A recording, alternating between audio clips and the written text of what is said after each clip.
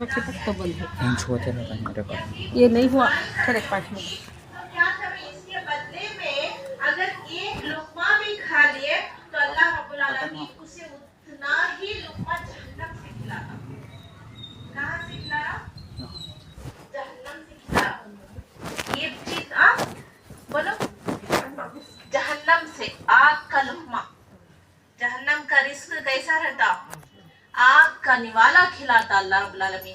तो ये चमचागिरी करना या पीठ पीछे की राई कर को पैसे कमाना, एक लुक़मा भी अगर 1 रुपया भी अगर उसमें से खाना, ये क्या कैसा हमें खा रही सो वो पैसा कैसा? जहन्नम का निवाला।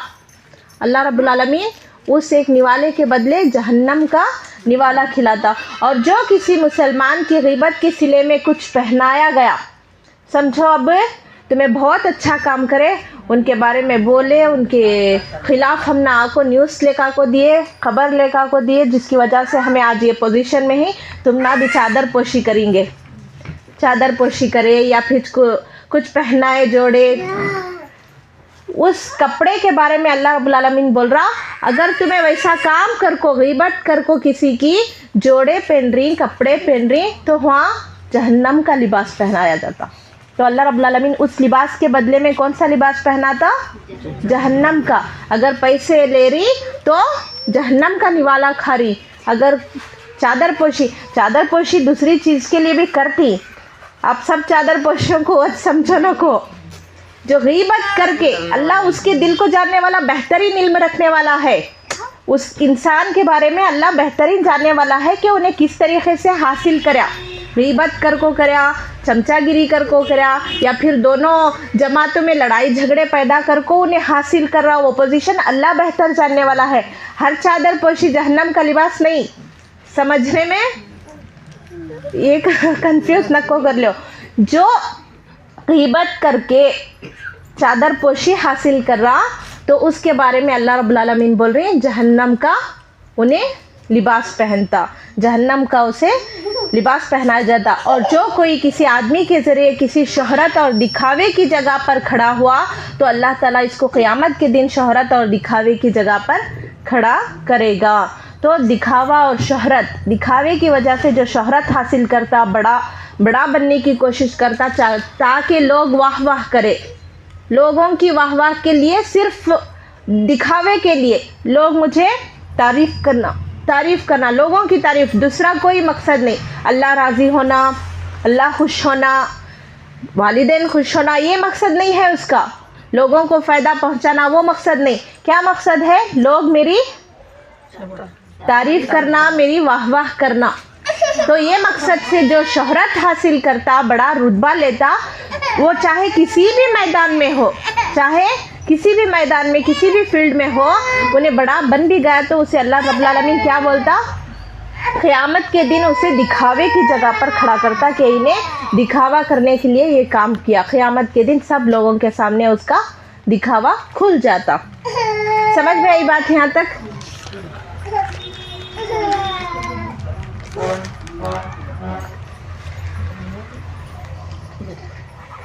हज़रत अबू हुरैरा से रिवायत है, हज़रत माइज़ का क़िस्सा बयान करते हुए हज़रत अबू हुरैरा कहते हैं, हज़रत माइज़ रज़ियल्लाहु अन्हु एक सहाबी हैं जिनके बारे में आता है कि आप सल्लल्लाहु अलैहि वसल्लम के पास एक मरतबा हज़रत माइज़ रज़ियल्लाहु अन्हु आए। माइज़ एक सहाबी का नाम है, हज़रत माइज़ रज़ियल्लाहु अन्हु। वो नबी करीम सल्लल्लाहु अलैहि वसल्लम के पास आए और कहने लगे, ऐ अल्लाह के नबी, मुझसे ज़िना हो गया, मुझसे ज़िना हो गया। ज़िना मालूम है सबको, गलत नहीं समझना, वर्ड का मीनिंग करेक्ट समझना। शर्मगाह का गलत इस्तेमाल करना ज़िना कहलाता। शर्मगाह को गलत तरीक़े से इस्तेमाल करना ज़िना कहलाता। तो हज़रत माइज़ रज़ियल्लाहु अन्हु आकर कहने लगे, किसके पास आकर कहने लगे? नहीं सुन रहे या समझ में नहीं आ रहा? हज़रत माइज़ रज़ियल्लाहु अन्हु किसके पास आकर कहने लगे? मोहम्मद सल्लल्लाहु अलैहि वसल्लम के पास, नबी मोहम्मद सल्लल्लाहु अलैहि वसल्लम के पास आकर कहने लगे, ऐ अल्लाह के नबी, मुझसे ज़िना हो गया है। मुझसे जिना हो गया है। आप सल्लम चेहरा इधर पलटा रहे। हज़रत माइज़ रज़ियल्लाहु अन्हु फिर बोलती हैं अल्लाह के नबी मुझसे जिना हो गया है। फिर आप सल्लम चेहरा पलटा रही। फिर तीसरी मर्तबा बोलती हैं हज़रत माइज़ रज़ियल्लाहु अन्हु अल्लाह के नबी मुझसे जिना हो गया। आप सल्लम फिर भी यकीन नहीं कर रहे। ये ऐसी बुराई है जिसको एक या दो मर्तबा मानने से आप सल्लम यकीन नहीं कर रहे। सहाबी रसूल हैं लेकिन उनसे भी गुनाह सरजद हो गया।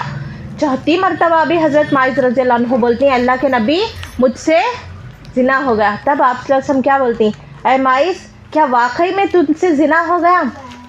वाकई में क्या सच में तुमसे ये बुराई हो गई? तो हज़रत माइज़ रज़ियल्लाहु अन्हु बोलते हैं अल्लाह के नबी उसका इकरार करती हूँ ना, हाँ मुझसे ये गुनाह हो गया है। तब आप सल्लम बोल रही हैं जब आदमी खुद गुनाह करने वाला आकर इकरार कर रहा तो कोई गवाह की ज़रूरत नहीं है। इंसान खुद मान रहा, कोई दूसरा नहीं बोल रहा इन्हों ऐसा करे। कोई दूसरा बोलता तो गवाह लेकर आओ, कौन देखे कौन करे, ये सब सवालात रहते। लेकिन गुनाह करने वाला ही आकर क्या बोल रहा, मैं ये गुनाह करूं, तो कोई गवाह की ज़रूरत नहीं है। आप सल्लम 4 मरतबा उसके मुंह से सुने। कितनी मरतबा? 4 मरतबा हज़रत माइज़ रज़ियल्लाहु अन्हु ने इकरार भी किया, मान भी लिए। तब आप सल्लम रज्म करने का हुक्म देते। रज्म के माने क्या है? इस्लाम में क्या सज़ा है जिना की? ज़मीन में आधा जिस्म, सिर्फ इतना बाकी रहता, सारा जिस्म ज़मीन में धंस कर उसे कंकरियों से मार के इतना मारते हैं जब तक उसका सांस नहीं निकल जाती। समझ में आई बात है? जो जिना करता, जो शर्मगाह का गलत इस्तेमाल करता, इस्लाम में उसकी क्या सज़ा है? आधा जिस्म ज़मीन में गाड़ दिया जाता, आधे जिस्म को पत्थर मार के उसकी आखिरी सांस ख़त्म होने तक मारा जाता। ये इस्लाम की सज़ा है। हज़रत माइज़ रज़ियल्लाहु अन्हा के साथ भी यही हुआ। लेकिन 2 लोग आप सल्लम के कानों में पड़ती, 2 आदमियों की बातें, 2 आदमियाँ बात कर रहे थे कि इसे क्या दीवाना पागल आदमी है। अल्लाह तो छुपाया था उसकी बात को, कौन भी तो देखे नहीं थे इन्हें जिना करे सो, बुराई करे सो। हज़रत माइज़ रज़ियल्लाहु अन्हा के बारे में लोगों की गुफ्तगू, रज्म भी हो गया, उनकी सज़ा भी हो गई। उसके बाद लोगों का तस्किरा, 2 आदमी बात कर रहे हैं। क्या बात कर रहे हैं? ये क्या दीवाना किस्म का इंसान है, अल्लाह छुपा दिया उसके ऐब को, लेकिन ये खुद क्या है आकर आप सल्लम के पास से इकरार कर रहा, इकरार कर को सज़ा पा लिया। ये आप सल्लल्लाहु अलैहि वसल्लम के कानों में बात पड़ती कि एक कुत्ते की तरह रज्म हो गया, ऐसे अल्फाज बोलती उन्होंने। रज्म जो हुआ ना, इस्लाम में जो सज़ा है रज्म है, आधा जिस्म गाड़ कर आधे जिस्म को पत्थर मारे। तो वो आदमियाँ क्या बोल रही हैं, कुत्ते की तरह जो रज्म करे, इसकी ज़रूरत क्या थी, चुप रह गए है। तो लोगों की गुफ्तगू आप सल्लल्लाहु अलैहि वसल्लम के कान में जब बात पड़ती तो नबी करीम सल्लल्लाहु अलैहि वसल्लम क्या करते, खामोशी से गुजरती। लेकिन आप सल्लल्लाहु अलैहि वसल्लम जब गुजरते रहते तो क्या है, वहाँ पर एक गधा मरा पड़े रहता, रास्ते में एक गधा क्या है मर कर पड़े रहता। तो आप सल्लल्लाहु अलैहि वसल्लम कहने लगती, वो 2 आदमियाँ कहाँ हैं जो वहाँ बातें कर रहे थे ना, उनको बुला कर लाओ। आप सल्लल्लाहु अलैहि वसल्लम ने फरमाया, जो तुम भी अपने भाई की चुगली कर रहे थे नी, वहाँ जो बुराई कर रहे थे ना अपने भाई की, ये गधा है ना जो मरकर पड़ा, इसे खाओ। तुम्हें जो मरकर पड़ा गधा, 2 आदमी जो बात कर रहे थे, इसे खा सकती हैं? तुम्हें परेशान हो जाती, अल्लाह के रसूल माफ़ फरमाओ, आप हमें ऐसा कहीं को बोल रही, कोई मुर्दा गधा खा सकता, कोई आदमी मुर्दा गधा खा सकता क्या बोलकर पूछती। तो आप सल्लल्लाहु अलैहि वसल्लम बोलती, पीठ पीछे बुराई कर सकती, पीठ पीछे बुराई करना उतना बुरा, ये खा सकती हैं तुम्हें। उसका अगर गुनाह जान लिए क्या है तो ये खाना बेहतर समझती तुम्हें, ये खाने जैसा है। इंसान के पीठ पीछे उसकी बुराई करना ऐसा ही है, ये मुर्दा गधे को खाने के बराबर। फिर आप सल्लल्लाहु क्या बता रहे हैं? समझ में आ रही बात आप लोगों को? जवाब मेरे साथ देना, नहीं तो आपको समझ में नहीं आ रहा। क्या बोले आप सल्लल्लाहु अलैहि वसल्लम? ये मुर्दा गधा खाना बेहतर है तुम अपने भाई की पीठ पीछे बुराई करने से। वो माइज़ जो अपने गुनाह आकर मेरे पास कबूल कर लिए, जन्नत की क्या है, सैर कर रही, जन्नत की सैर कर रही। मामूली बात है ऐसी सज़ा बोलकर, मालूम है सहाबी रसूल माइज़ रज़ी अल्लाह अन्हु को, फिर भी आकर उनके गुनाह का इकरार करना मामूली बात है। अब हमें चोरी कर लेती, चोरी की सज़ा इस्लाम में क्या है, हाथ काटना। कोई इंसान के पास इतनी हिम्मत रहती मैं चोरी करा मेरे हाथ काटो कर को बोलने की, उनका ईमान गुनाह तो सब गुनाह, हम आदम के औलाद हैं, खता गलती सबसे हो जाती, लेकिन बेहतरीन खताकार कौन, बेहतरीन गलती करने वाला कौन, जो अपनी गलती का एहसास करता और अल्लाह से माफ़ी मांगता, बेहतरीन खताकार। हज़रत माइज़ रज़ियल्लाहु अन्हा भी वही करे। गुनाह हुआ, बड़ा गुनाह, गुनाहों में बड़ा गुनाह, लेकिन क्या करे, आए इकरार करे नबी करीम सल्लल्लाहु अलैहि वसल्लम के पास से, अपने गुनाह को माने, 3-3 4-4 मरतबा दोहराए, मैं करा। आप सल्लल्लाहु जो सज़ा दिए वो सज़ा भी भुगत लिए। तो आप सल्लल्लाहु उनके बारे में क्या बोल रही, हज़रत माइज़ जन्नत की नहरों में गौते लगा रही, जन्नत की नहरों में उन्होंने तीर रही, जिसके बारे में तुम्हें यहाँ ग़ीबत कर रही। समझ में आई बात। तो किसी के बारे में हमें कितना भी वो आदमी गुनहगार हो, उसकी गुनाह को 4 लोगों के सामने बयान करना, ये आम तौर पर फ्री रहने वाले घरों में बिना काम काज के रहने वाले औरतें ये गुनाह करती, अपनी इस ज़बान का गलत इस्तेमाल करती। जो मसरूफ़ रहती हैं उनके अंदर ये चीज़ें नहीं आते, जो बिज़ी रहती हैं, जो मसरूफ़ रहती हैं, अपने वक्त में काम काज में बिताती, ये चीज़ उनके पास नहीं रहती। जो फजूल फ्री में रहती, रेस्ट में रहती, तो उनको चाहिए कि वो अपनी ज़बान का सही इस्तेमाल करे। बैठे बैठे कई को होना, किसी के बारे में बुराई कर को, किसी की चुगली कर को, किसी की ग़ीबत कर को, या फिर किसी के अंदर वो चीज़ नहीं पाई जा रही, इल्ज़ाम बहतान लगा को अपने लिए वबाले जान कर ले रही। हमें करते हैं उनके बारे में बुराई, हमारे गुनाह बढ़ती, जिसके बारे में हमें बोल रही, अगर उसके अंदर वो पाए भी जा रहा, लेकिन उनके नेकियां खत्म होती, हमारी नेकियां खत्म होती है, उनकी नेकियां बढ़ते जाती। समझ में आ रहा। तो नुकसान किसका हुआ, जो ज़बान का गलत इस्तेमाल हो रहा, उनका नुकसान हुआ नहीं। तो कई को होना हमसे ये सारी चीज़ें, अपनी अपने वक्त को और अपनी ज़बान को सही इस्तेमाल में लगाना। वक्त मिल रहा तो गनीमत समझना, अल्लाह का जिक्र करना, या फिर अपनी ज़बान को ऐसे चीज़ों में इस्तेमाल करना जिससे 2 लोग मिल सके, अच्छी चीज़ों में, लड़ाई झगड़ा कराने के लिए नहीं, दोनों में ऐसा बोले कि उन्हें उससे जाकर लड़ना, ऐसी चीज़ों में नहीं, अच्छी चीज़ों में ज़बान का इस्तेमाल करना अगर वक्त मिल रहा तो।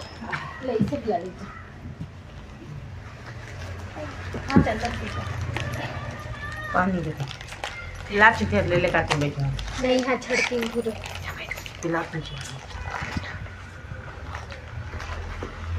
जो कोई अपने मुसलमान भाई की ग़ीबत सुने, बुराई सुने, हम बैठे, कोई आकर क्या कर रहा, किसी तीसरे की बुराई कर रहा जो यहाँ पर मौजूद नहीं है, समझ रही, तो हमें क्या करना चाहिए, क्या करना बोलो, अच्छी बात बोलना चाहिए, गलती को रोकना, ऐसा बोलो ना को रोक सकती।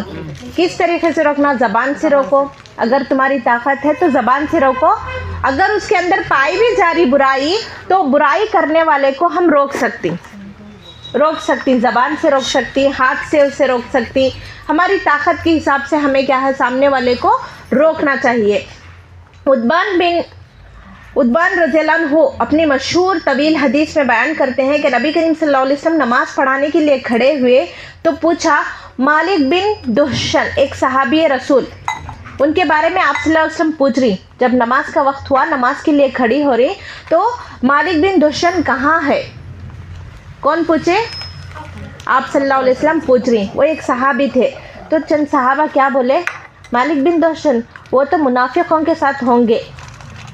मुनाफिक नबी करीम सल्लल्लाहु अलैहि वसल्लम के ज़माने में ये मुनाफिक लोग ऐसे थे, आप सल्लल्लाहु अलैहि वसल्लम के पास आकर अच्छे इस्लाम लाने वाले जाहिर करते थे, जैसे कि हमें नबी सल्लल्लाहु अलैहि वसल्लम के साथ ही हमें आप सल्लल्लाहु अलैहि वसल्लम के ऊपर इच मान गए, हम मुसलमान हो गए, लेकिन यहूदियों के पास जाकर यहूदियों के साथ उनके साथी बनकर रहते थे।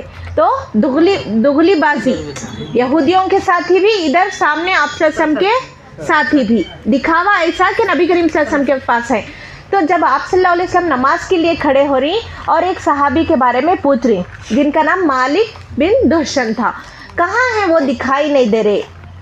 कौन पूछे? आप सल्लल्लाहु अलैहि वसल्लम पूछे। तो चंद सहाबा बोलती वो तो मुनाफिकों के साथ होंगे। मुनाफिक कौन मालूम हुआ ना? तो उन्होंने दिखने में मुनाफिकों के साथ ज़्यादा रहते थे। वो सहाबी रसूल मुनाफिकों के साथ ज़्यादा रहते थे। तो सहाबा उनका अंदाज़ा लगाते हुए, सिर्फ अंदाज़ा लगाते हुए क्या बोल रही? उन्होंने मुनाफिकों के साथ होंगे अल्लाह के रसूल बोलती। समझ में आई बात? सिर्फ अंदाज़ा लगाना। तो आप सल्लल्लाहु अलैहि वसल्लम ने फरमाया ऐसा मत कहो, ऐसा मत कहो। सहाबा को इनकार कर रही, सहाबा को रोक रही, तुम ऐसा गुमान ना करो, वो मुनाफिकों के साथ होंगे, उनको तो अल्लाह और उसके रसूल से मोहब्बत ही नहीं है, सहाबा बोले। तो मालिक बिन दुहशन के बारे में आप सल्लल्लाहु अलैहि वसल्लम बोल रही, उसके बारे में ऐसा ना कहो। क्यों? क्योंकि उन्होंने ला इलाहा इल्लल्लाह का इकरार किया है। जो ला इलाहा इल्लल्लाह का इकरार किया, कलमा ला इलाहा इल्लल्लाह पढ़ लिया, तो तुम उसके बारे में ऐसी बातें नहीं कर सकते। समझ में आई बात?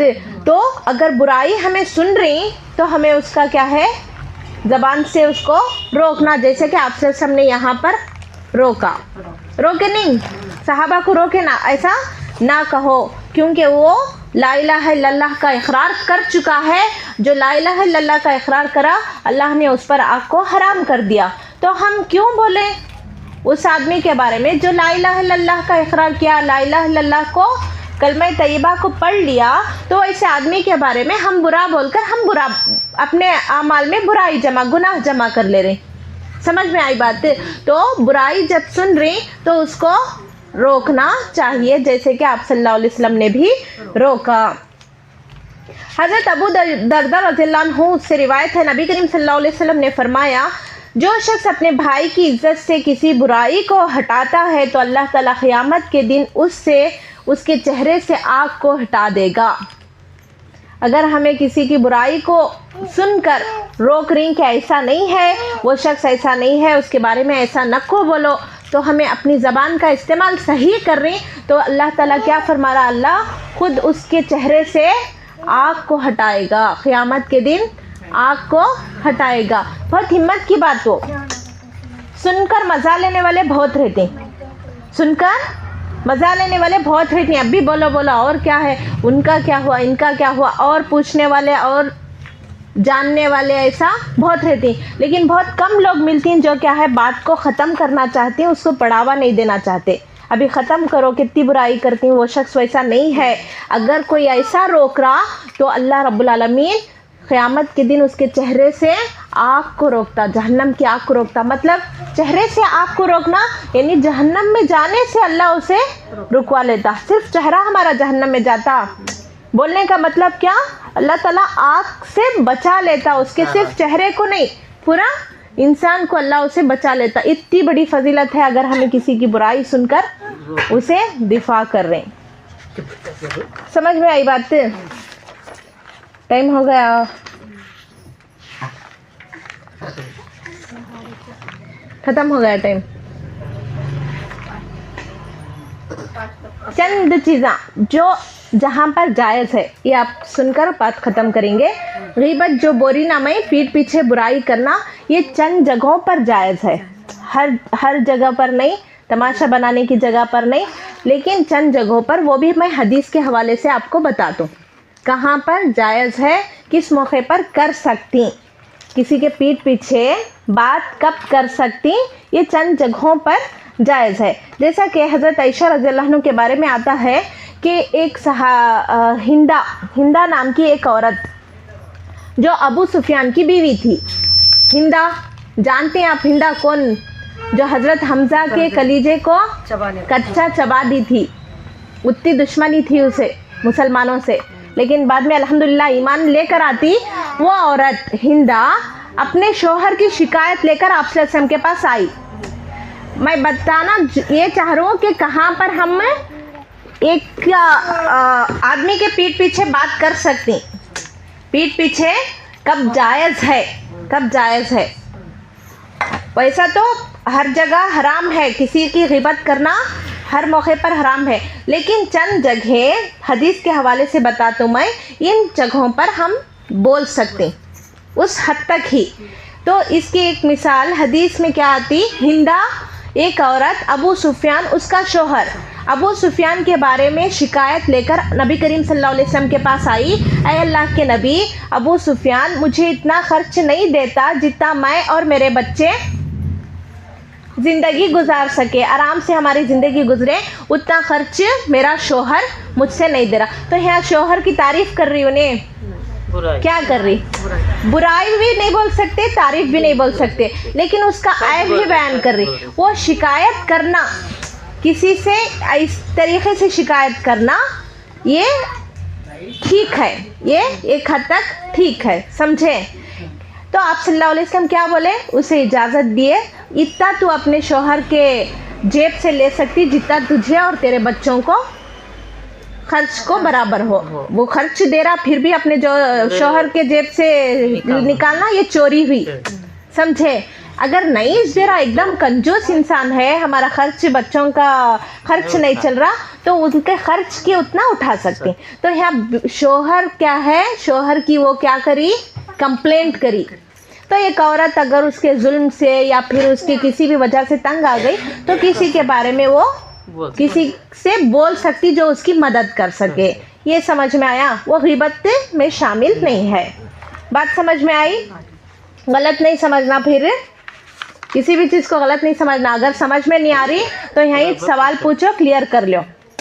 गलत मतलब समझे, दूसरों को जाको वो समझे तो फितना हो जाता। फिर फ़ातिमा बिनते खैस के बारे में आता हूँ। एक सहाबिया फ़ातिमा बिनते खैस, जो जिनका क्या है तलाक़ हो गया था, उनके शौहर तलाक़ दिए थे, 3 तलाक़ कंप्लीट हो गए, इद्दत भी हो गई, तलाक़ के बाद जो इद्दत थी ख़त्म भी हो गई। तो आपसे हम क्या बोलती हैं, जो आपकी इद्दत ख़त्म होने के बाद आप मेरे पास आओ, ये सहाबिया को बोले रहती। तो सहाबिया आती हैं, फ़ातिमा बिनते खैस, अल्लाह के रसूल मेरी इद्दत ख़त्म हो गई, अब मुझे किस किस का रिश्ता आया इद्दत ख़त्म होने के बाद, अबू जहम का, अबू सुफियान का और तीसरे सहाबी उसामा बिन ज़ैद, 3 रिश्ते उनको आकर रहती फ़ातिमा बिनते खैस को। तो आप सल्लल्लाहु क्या बोलती, अबू जहम वो तो लाठी अपने कंधे से उतारता ही नहीं। क्या बात समझ में आई, लाठी अपने कंधे से उतारता नहीं मतलब मारने वाला, मारने वाला। आप सल्लल्लाहु उसके बारे में जान रही तो मशवरा दे रही कि उन्हें बेहतर नहीं है। ये ग़ीबत हुई। किसी के रिश्ते के बारे में अगर हमसे पूछ रही तो हमें इशारे से, पूरा ये नहीं गिनाना, इशारा देना कि ये बेहतर है या नहीं है। पूरी उसकी हिस्ट्री, उसके ख़ानदान, उसका हमना ज़रूरत नहीं है, बस इशारा दो कि वो आपके लिए बेहतर नहीं है, इतना हमें बोल सकती हैं। वो ग़ीबत में शामिल नहीं है, क्योंकि आपसे हम क्या बोले, लाठी कंधे से उतारता नहीं मतलब बहुत ज़्यादा मारने वाला, तुम उससे निकाह ना करो। अबू सुफियान वो तो बहुत कंजूस है, वो खर्च नहीं दे सकता, लिहाजा तुम उसामा बिन ज़ैद से निकाह करो, वो बेहतरीन इंसान है। तो वो औरत फ़ातिमा बिनते खैस उसामा बिन ज़ैद से निकाह कर लिए और बोलते हैं कि हमारी ज़िंदगी बहुत बेहतरीन गुजरी। तो मशवरे में क्या है, बेहतरी है। आप मशवरा कर सकती, पूछ सकती, निकाह के बारे में हो या फिर तिजारत व्यापार के बारे में हो, तीसरे से चौथे से मशवरा करो, लेकिन ऐब जहाँ तक बयान करने का, ग़ीबत जहाँ तक करने का सवाल है तो इतना बोलना जितना ज़रूरत रहती। समझ में आई बातें। तो जायज़ जगह कहाँ है, रिश्ते के मौके पर है या फिर शिकायत जुल्म सहकर, ये जहाँ तक ज़रूरत है उतना उसका इस्तेमाल कर सकते हैं। इसी तरीके से उर्वा बिन ज़ुबैर से रिवायत है कि आयशा रज़ियल्लाहु अन्हा बोलती हैं, एक मरतबा नबी करीम सल्लल्लाहु अलैहि वसल्लम की खिदमत में एक आदमी आया, आकर दरवाज़ा मारने लगा, इजाज़त तलब करने लगा। तो आप सल्लल्लाहु अलैहि वसल्लम को आकर ख़बर दी गई कि अल्लाह के नबी फ़लाँ कबीले का फ़लाँ शख्स आया है, उसका नाम बोल दें, वो आदमी आकर है। तो आप सल्लल्लाहु अलैहि वसल्लम क्या बोलते हैं, हज़रत आयशा बयान कर रही हैं। तो आयशा कौन, आप सल्लल्लाहु अलैहि वसल्लम की बीवी, शोहर बीवी साथ में है, कोई आने की इजाज़त चाह रहा। तो आयशा खुद सुन रही कि आप सल्लल्लाहु अलैहि वसल्लम क्या बोले, वो बहुत बड़ा बेटा या बड़ा आदमी है। ऐसे अल्फाज निकाले उस आदमी के बारे में, बहुत ही बुरा किस्म का आदमी था, बहुत ही बुरे किस्म का आदमी था। जब वो अंदर आया, आप सल्लल्लाहु ने इजाज़त दी, और जब वो अंदर आया तो नबी करीम सल्लल्लाहु अलैहि वसल्लम उससे अच्छी गुफ्तगू करे, अच्छी गुफ्तगू करे, लड़ाई झगड़ा नहीं करे, बुरा आदमी बोल कर बुरे तरीके से बात नहीं करे, अच्छा बात करे। जब चले गए तो हज़रत आयशा जो आप सल्लल्लाहु की बीवी थी पूछने लगी, अल्लाह के नबी अब तो आप बोले उन्हें बहुत ही बड़ा आदमी, लेकिन जब वो अंदर आया तो आप बहुत नरमी से उसे बात करें, क्या किस्सा? तो आप सल्लल्लाहु अलैहि वसल्लम कहने लगे, आयशा आदमियों में सबसे बुरा आदमी वो है जिसकी गुफ्तगू से इंसान डरे। मतलब इतना चरबरा, बोले तो गुस्सा, इतनी ज़बान उसकी गंदी कि आदमी बात करने से डरे। तो नबी करीम सल्लल्लाहु अलैहि वसल्लम बोल रहे हैं, आदमियों में सबसे बुरा आदमी वो जो तीसरा आदमी उससे बात करने के लिए घबरा रहा या फिर सोच रहा, तो कितने अंदाज पे अपनी ज़बान का गलत इस्तेमाल करता होगा वो आदमी। समझ रही बात को? आदमी अगर बात कर रहा तो एक अच्छे अंदाज में बात करना, सामने वाला उससे क्या करता, बात करने में दिलचस्पी लेता। अगर हम ना कोई बात करते हैं, हम झिड़का रहे हैं या फिर बात करना ही पसंद नहीं कर रहे, या अपना चेहरा उधर मोड़ रही है या फिर अपना चेहरा इधर मोड़ रही, तो क्या है, अल्लाह के नबी बोल रही हैं किसी की गुफ्तगू से बचने के लिए, उसकी बातचीत या उसकी ज़बान की बुराई से बचने के लिए कोई आदमी रुक रहा, बात नहीं करना बेहतर बा, इसके मुंह लगना नहीं बेहतर, ऐसा सोच रहा, तो वो आदमियों में सबसे बुरा आदमी, इंसानों में सबसे बुरा इंसान। समझे?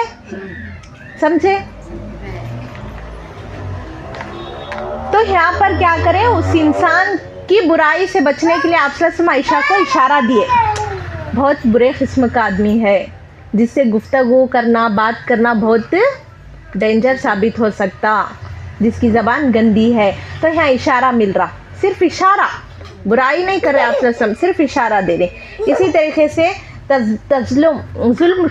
जुल्म सहरा कोई मजलूम, तो वो शिकायत के तौर पर किसी क्या है कंप्लेंट करने के लिए जाता, तो उसकी बुराई उन्हें जो क्या है गीबत नहीं कर रहा, वहाँ पर उन्हें अपनी मजबूरी बता रहा एक मजलूम इंसान, तो वो भी गीबत नहीं होती। काजी के पास या फैसला करने वाले के पास या लॉयर के पास जाकर उसे बोलना ही पड़ता, तो ये गीबत नहीं होती। वो जुल्म से बचने के लिए मदद मांग रहा, तो इस हालत में भी गीबत वो नहीं होती, पीठ पीछे बुराई करना नहीं होता वो, क्योंकि वो मजलूम है, अपने लिए अपने हक़ में मदद मांग रहा वो। समझ में आई बात?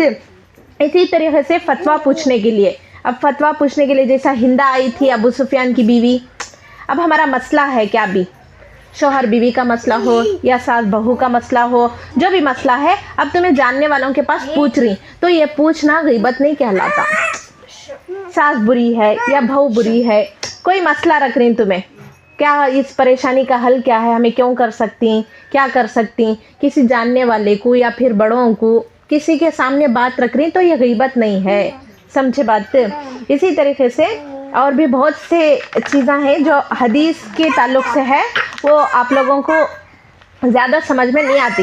रावियों के बारे में आता, वो हदीस बयान करने वालों के बारे में, वो वहाँ क्या बोलते हैं, हदीस जो सुनाती, हदीसा जो लेकर आए ना एक के बाद एक, उनके बारे में आता कि इंसान किस हद तक सही है, उसके बारे में बुराई करना वहाँ जायज़ है। वो आप लोगों को समझ में नहीं आता। जितना मैं बोली हदीसों की मिसाल देकर वो समझ में आया।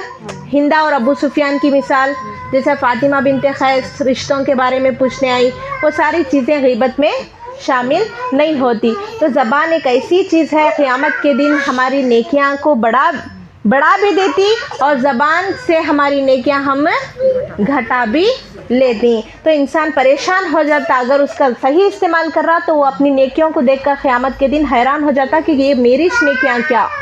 अगर बुरा इस्तेमाल कर रहा ज़बान का तो उसकी नेकियां पूरे घटकर ख़त्म हो गए रहती।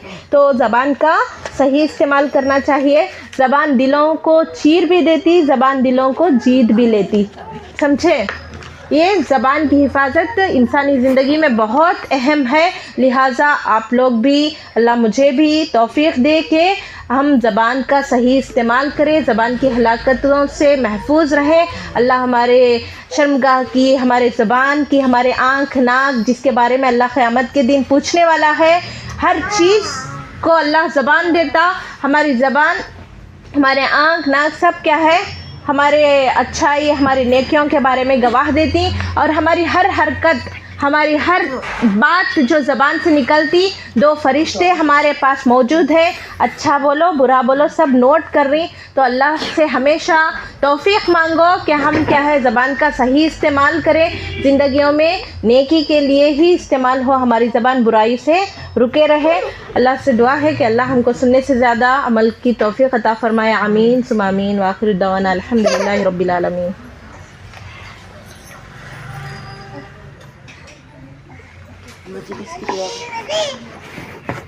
सुब्हानकल्लाहुम्मा व बिहम्दिका अशहदु अन ला इलाहा इल्ला अंता अस्तगफिरुका व अतूबु इलैक।